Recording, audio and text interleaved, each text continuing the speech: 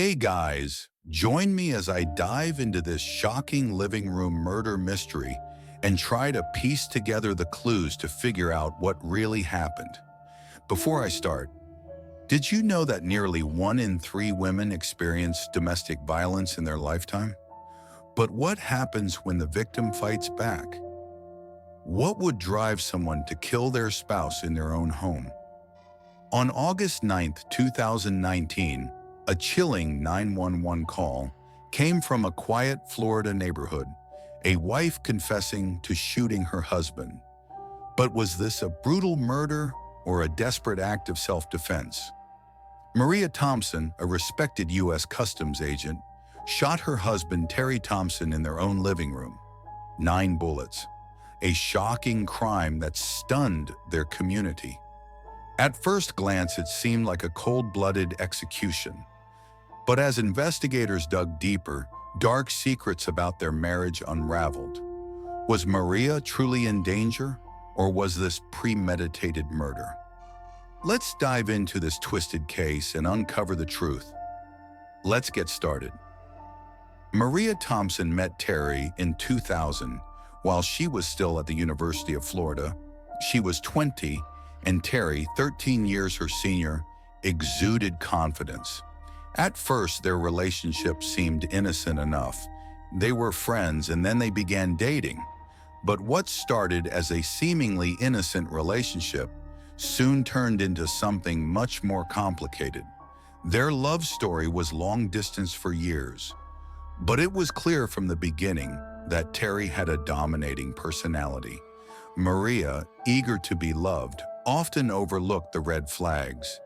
She'd never had a serious relationship before, and Terry appeared to offer everything she was looking for: confidence, charm, and the promise of a stable future. In 2007, the couple got engaged, but things soon began to shift. Terry's behavior became controlling. He dictated how Maria dressed, who she saw, where she worked. He began criticizing her constantly, accusing her of not being good enough, of failing as a wife, a mother, and even as a woman. What began as small criticisms gradually grew into harsh verbal assaults. As the years went by, Terry's words turned to physical threats. He would tell Maria she wasn't good enough, that she could never make him happy, and often followed these insults with violent outbursts. He would hit her and then apologize, promising to change, but he never did. This pattern of abuse only worsened over time. By the time they were married in 2008, their relationship was already marked by tension and violence. For years, Terry's anger was a constant in their home.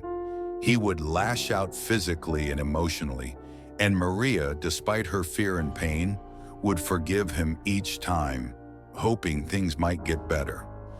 After each attack, he would tell her he'd never do it again. But he always did. Their 2 children, ages 6 and 7, grew up in an environment where they could hear their father's outbursts and witness their mother's distress. Maria, stuck in a cycle of abuse, believed she had no choice but to stay. She feared what might happen if she left. As Terry's anger escalated, so did her sense of fear. She became more and more isolated from friends and family, trying desperately to keep the peace for the sake of her children. But that peace was constantly shattered by Terry's volatility. The marriage, once full of promise, became a trap that Maria couldn't escape. Until one fateful morning, everything changed. On August 9th, 2019, Maria was still awake, her exhaustion weighing on her as she tried to keep her husband company over the phone.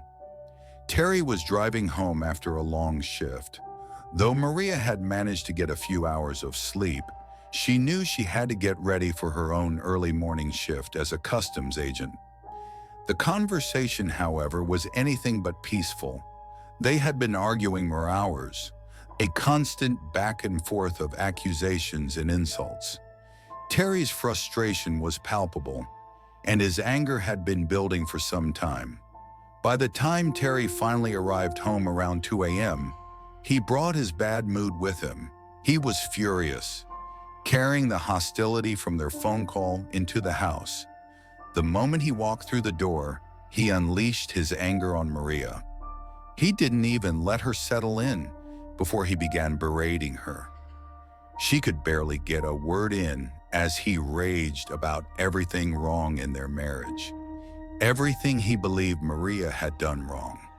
His voice echoed through their home as she stood there, trying to maintain some sense of composure while the verbal attacks hit her over and over again. Maria, though exhausted, tried to prepare herself for work. Her uniform, already laid out, became her armor as she dressed and gathered her things. Every movement she made seemed to irritate Terry more, and his insults became louder and more personal. He accused her of being a failure, of not being a good wife or mother, and worse. As she made her way through the routine of getting ready, she continued to endure his harsh words, each one cutting deeper. By 6 a.m., the couple's argument showed no signs of slowing down. Maria, already drained from the sleepless night and the ongoing verbal assault, was just trying to focus on getting through the next few hours.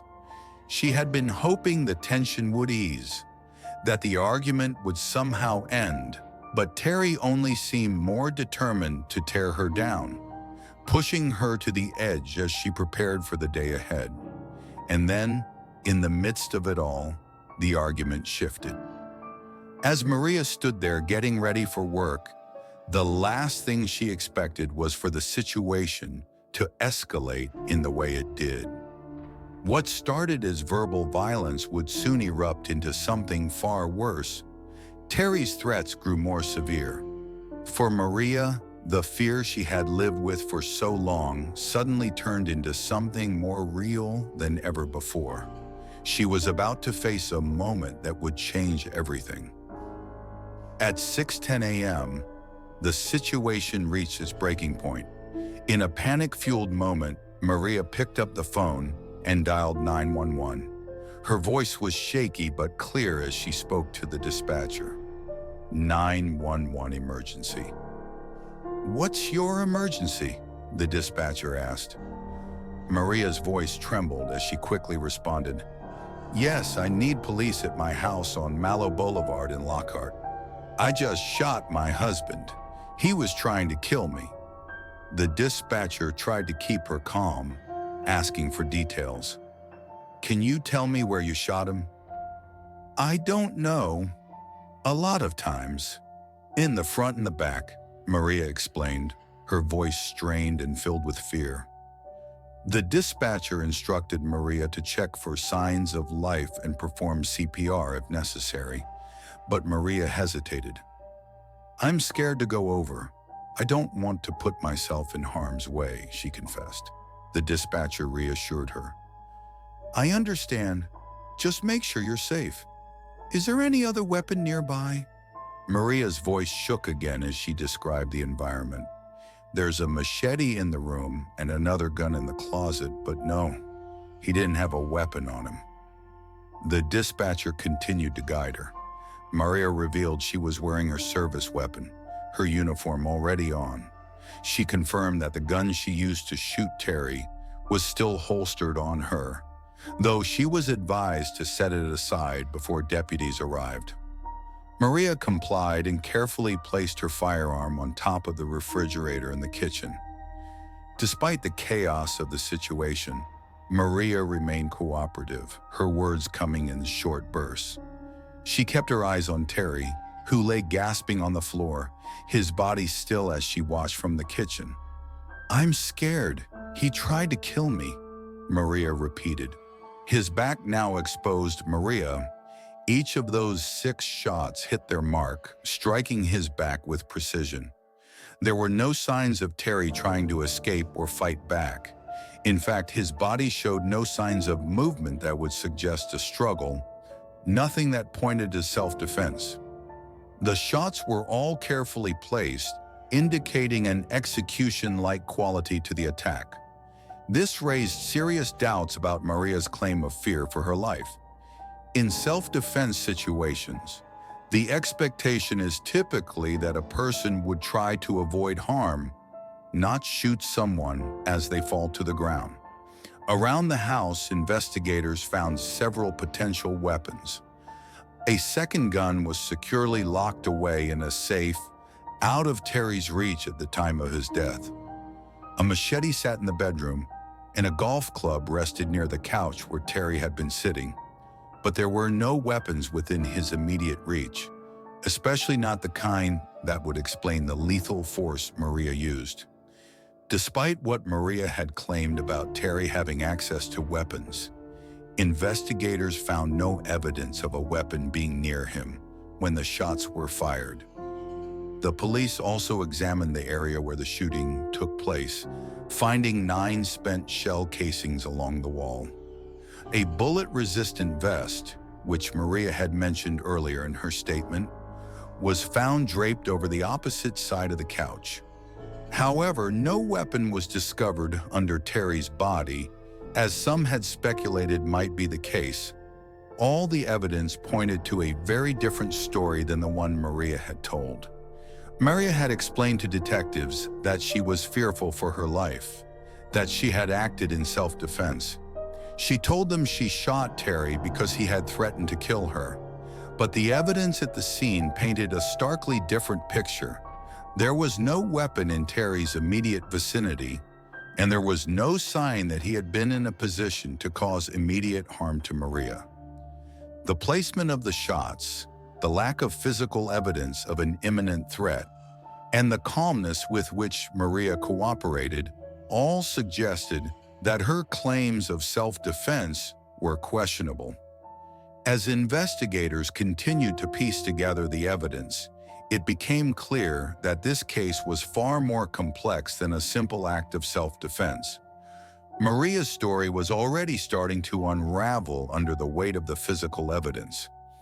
Marcia Thompson was arrested under suspicion of first-degree murder just hours after the shooting.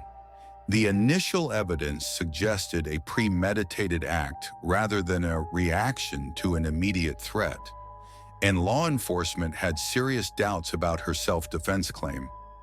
She was placed under house arrest while awaiting trial, and the legal battle that followed would revolve around whether she had acted in self-defense or whether she had simply reached the breaking point after years of abuse. Maria's defense team leaned heavily on the argument that she was suffering from battered spouse syndrome and post-traumatic stress disorder, PTSD. They argued that years of physical, emotional, and psychological abuse at the hands of her husband had left Maria in a constant state of fear. They pointed to the many instances of Terry's violent behavior over the years, detailing how he controlled her life, belittled her, and threatened her on numerous occasions. The defense also claimed that the threat of harm from Terry was so ingrained in Maria's psyche that even when no immediate danger was present, she perceived his presence as a lethal threat. To support this defense, several friends, family members, and experts took the stand. Maria's family testified to the ongoing abuse they had witnessed, recounting incidents where Terry had threatened to harm Maria and even their children. Her grandmother described how Terry had once called her, accusing Maria of infidelity and then threatening to kill her. Other witnesses spoke about how Terry's anger and jealousy controlled the household, how he made Maria's life unbearable with constant accusations and intimidation. In addition to these testimonies, a forensic psychologist testified that Maria met the criteria for battered spouse syndrome, explaining that years of living in fear could distort a person's perception of immediate danger. The psychologist argued that Maria likely believed she was in imminent threat of death or severe harm from Terry that morning, even though the evidence suggested otherwise. On the other side, the prosecution painted a different picture. They argued that Maria's actions were not those of a person in immediate danger, but rather those of a woman who had become fed up with her abusive husband. They pointed to the fact that she had 15 minutes to think through the situation while getting ready for work. A period they argued was ample time for her to assess the situation rationally. The prosecution emphasized the premeditated nature of the crime, noting that Maria had planned and executed the murder with precision, delivering multiple shots to Terry's body even after he had fallen to the floor. There was no sign of an immediate threat, they argued, and no sign that Terry had any weapon within reach when the shots were fired. As the trial progressed, both sides focused on the emotional and psychological states of Maria and Terry. The defense painted Terry as an abusive, controlling figure who had broken Maria down over the years, while the prosecution highlighted Maria's calm demeanor in the aftermath of the shooting and the lack of evidence to support her self-defense claims. The emotional weight of the case was undeniable, with both sides trying to convince the jury of the truth of their respective stories. In their closing statements, the prosecution argued that, while Terry's behavior may have been reprehensible, that did not justify Maria taking his life when no immediate threat existed. They claimed she had acted out of anger and frustration, not out of fear for her life. The defense, however, insisted that Maria's perception of danger had been shaped by years of abuse, and that she truly believed she was defending herself and her children from Terry's violent threats. The jury now had the difficult task of determining whether Marcia Thompson had acted in self-defense or whether her actions were driven by something darker, resentment, anger, or a desire to end the abusive cycle once and for all. After 6 days of tense deliberations, the jury returned their verdict. In the case of Marcia Thompson, the courtroom fell silent as the judge asked for the decision. We, the jury, find defendant Marcia Thompson not guilty of first-degree murder. A wave of disbelief and relief washed over Maria as the words sank in. After years of living in the shadow of abuse and months of facing a trial that threatened to destroy what remained of her family, the verdict brought an unexpected sense of freedom. But the road to this moment had been long and emotionally taxing. During the trial, Maria had been confined to house arrest, restricted by an ankle monitor that kept her isolated from the outside world. She had spent over 5 years waiting for this day, away from her children, who had been living separately with relatives. Maria had missed birthdays, holidays, and important milestones in their lives. The separation from her children, especially in the face of such uncertainty, had taken a tremendous emotional toll on her. Despite the trauma, Maria never stopped fighting for her children. She maintained regular contact with them during the trial, but nothing could replace the void of not being with them. Her heart ached every time they asked when she would come home. Her defense team had tried to make the best case for her, but Maria knew that only the jury could decide whether she could be a mother to them again, or whether her past actions would define her future. When the verdict was read, Maria's thoughts immediately turned to her children. She was overwhelmed with emotion, knowing that her journey was far from over, but the hardest chapter had come to an end. After a tense trial, the jury reached a shocking verdict. Maria was found not guilty of first-degree murder. But was justice truly served? Did Maria escape an abusive nightmare, or did she get away with murder? What do you think? Was Maria a victim or a murderer? Share your thoughts in the comments below. And if you love gripping true crime stories, make sure to like, subscribe, and turn on notifications for more chilling cases. Thanks for watching, and see you next time.